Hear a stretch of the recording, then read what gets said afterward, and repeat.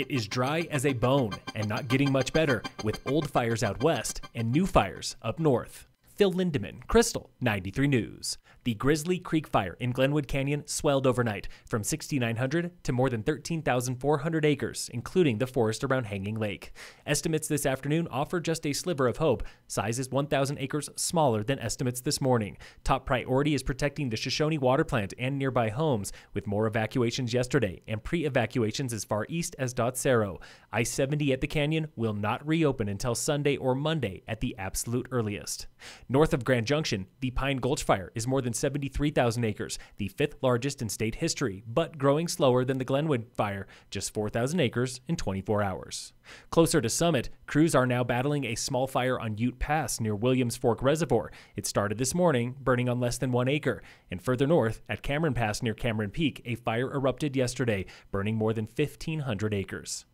Both fires out west are top priorities for the feds, same as COVID-19 safety, with more than 1,000 firefighters now on the western slope. David Byrne with the Forest Service. Out on the line, we're trying to keep firefighting groups together as much as possible, so that kind of traveling as a unit and then minimizing as much as possible the interaction between the groups. To complicate things, COVID symptoms look a lot like Camp Crud, caused by long, smoky days in the field. Steve Lipsher with Summit Fire and EMS. Hacking, sneezing, coughing, wheezing type of an illness that rages through these things all the time. There have been no COVID outbreaks in Colorado fire camps this year, but the season is long and far from over. Byrne. It takes a really long time for them to get as dry as they are, and it's going to take a really long time for them to be less dry and prone to fire. So it is looking like we'll be in fire season for a while here. Another big concern is the forecast. Low humidity and little rain through next Thursday.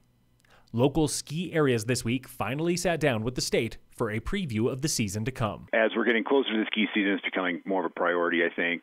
We're starting to have these conversations and meetings and phone calls with everybody to talk about what we're going to be doing. That was John Sellers with Loveland. You can expect socially distant lift lines, face masks, and smaller ski school groups this season. And yes, the countdown to snowmaking is 49 days away. Typically, we start the first week in October, and once we get started, it's just usually a few short weeks to be able to start the lifts. The Vail Daily reports on a call with Vail Mountain COO Beth Howard, who said the resort is hiring as usual, with plans to open all chairs and terrain.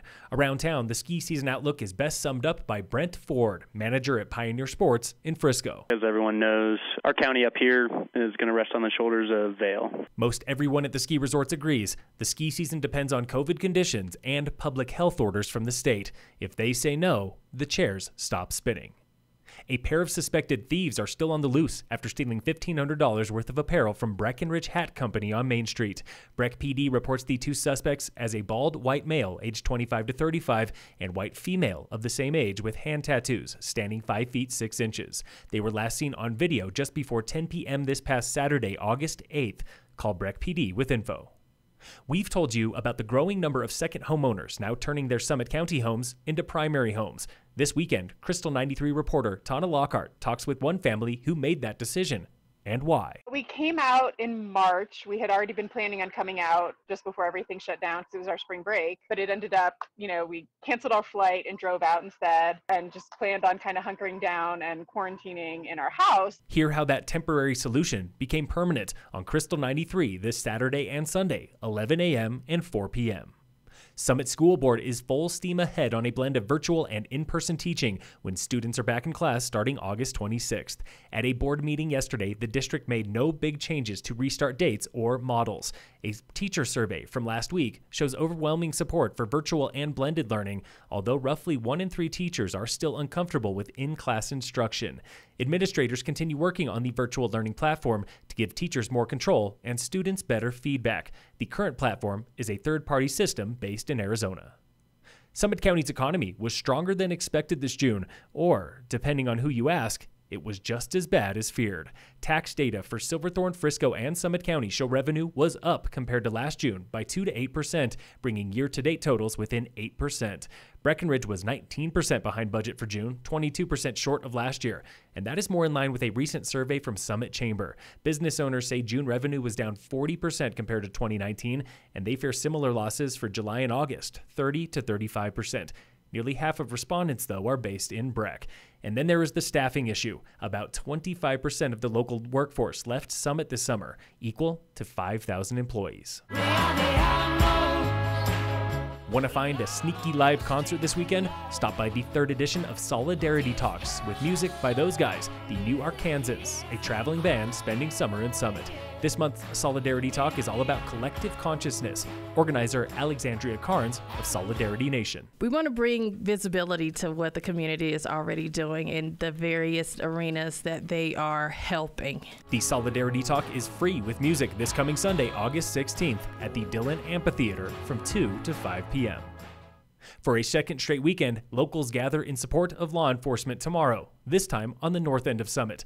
All are welcome to show their support at the Mint Restaurant on Highway 9 starting 9 a.m. for the Defend Police Rally, organized by Kim McGahee of Summit County GOP. That's tomorrow, 9 a.m. at the Mint. In sports, the Nuggets lost to the Raptors today 117-109, their 3rd loss in a row. The Rockies open a weekend series with the Rangers 6:40 tonight. Tomorrow, the Rockies face the Rangers at 6:10. The series wraps up Sunday at 1:10. And in local sports, brought to you by American Family Insurance, the Weiss Agency, happening now through Sunday is Race 3 of the A-Basin Virtual Trail Series on a 4.2-mile course with 830 vertical feet. Run and record your time by Sunday. Get details and register at arapahoebasin.com. Phil Lindemann, Krystal, 93 News.